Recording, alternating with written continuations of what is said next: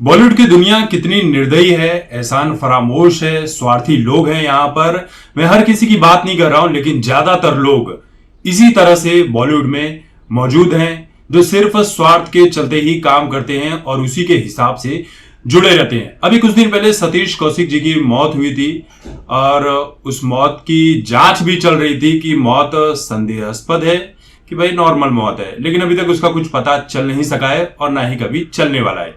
इसी बीच बॉलीवुड के एक और जाने माने निर्देशक प्रदीप सरकार जी की मौत हो जाती है। अब उनके अंतिम संस्कार में बॉलीवुड से तमाम लोग पहुंचे हुए थे। बहुत सारे लोग वाकई रोते हुए नजर आए, लेकिन ज्यादातर लोग वहां पर गप्पे मारने पहुंचे थे, गॉसिप करने पहुंचे थे और इस तरह से बातें कर रहे थे। ऐसा लग रहा था कि वो किसी के अंतिम संस्कार में नहीं, बल्कि किसी फिल्म के प्रीमियर पर आए हुए हैं। लोगों से इस तरह से हंसते हुए गले मिल रहे हैं, खिलखिलाकर बातें करते हुए नजर आ रहे हैं और वहां पर इतनी शोर शराबा है कि आप कहेंगे कि यार ये अंतिम संस्कार का इन लोगों ने क्या मजाक बनाकर रखा है। मतलब आदमी जब तक जीवित है बॉलीवुड में तब तक तो ठीक है, जितना मतलब निकल सके निकालो, लेकिन जैसे ही उसकी मौत होती है, उसकी मौत से फिर कहानी खत्म हो जाती है।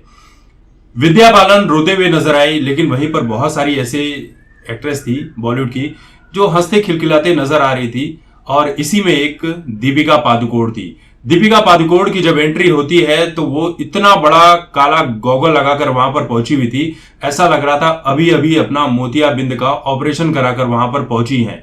पेपराजी सब उनसे सवाल करते हैं दीपिका पादुकोण से, तो दीपिका पादुकोण जैसे वो शोकेस में रखा होता है खिलौना, उसकी गर्दन पर टक से मार दो तो यूं यूं यूं ऐसे ऐसे करते रहता है। बस दीपिका पादुकोण यूं यूं यूं ऐसे करके गर्दन हिला रही थी, कोई जवाब नहीं दे रही थी। दिखा तो रही थी कि बहुत दुख है, लेकिन काला चश्मा इसीलिए लगा कर आई थी कि आंखों का एक्सप्रेशन ना दिख सके।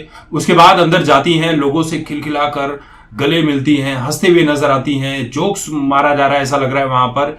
तो इन्हीं सब चीजों को लेकर दीपिका पादुकोण की जमकर ट्रोलिंग की जा रही है। वैसे भी दीपिका पादुकोण बहुत सारे अंतिम संस्कार में गई हैं और खबर यह भी आई थी 2 साल पहले कि एक अंतिम संस्कार में वो गई थी और वहां पर जो कपड़े उन्होंने पहने हुए थे दीपिका ने, उसकी नीलामी भी कर दी। और समझ लीजिए कि आप इस पे क्या कहेंगे कि ऐसे कपड़ों की भी नीलामी की जाती है बॉलीवुड में।